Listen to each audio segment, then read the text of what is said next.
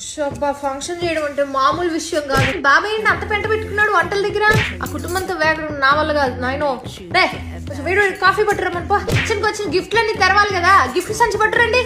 వచ్చినాయి చూద్దాం గిఫ్ట్లు. వెంకట్రావు ఇచ్చాడా? వెంకట్రావు పెళ్లికి మనం ఏమి ఇచ్చావురా? ఇంత పెద్ద గ్లాస్ ఇవ్వలేదు. పెద్ద గిఫ్ట్ దొబ్బి చిన్న గిఫ్ట్ ఇచ్చాడు. యదవా. ఆ పెద్ద డబ్బా తీరా అందులో ఏదో కనిపిస్తుంది.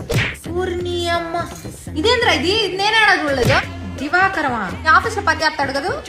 అతిథులు ప్రదర్శించొద్దని చెప్పండి అడిగి. లేదే ఫోటో ఫ్రేమ్లు వచ్చాయమ్మా. ఈ ఫోటో ఫ్రేమ్లు టెడ్డీ బేర్లు వాల్ క్లాక్లు ఇచ్చే వాళ్ళని నిలువున నరికేసినా తప్పులేదు.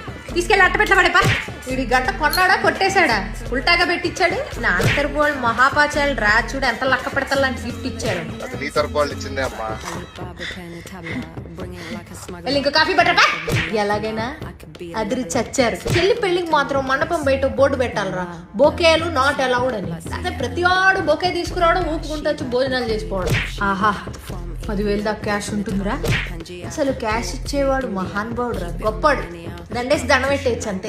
మీ నాన్న ముద్దుల చెల్లెమ్మ పోయినసారి నేను పెట్టిన చీరే మళ్ళీ మడత పెట్టి నాకే పెట్టింది. మహాలక్ష్మి తాండవిస్తుంది. ఇలాంటి గిఫ్ట్ కదా మనం కోరుకునేది. అదిరి చచ్చారు.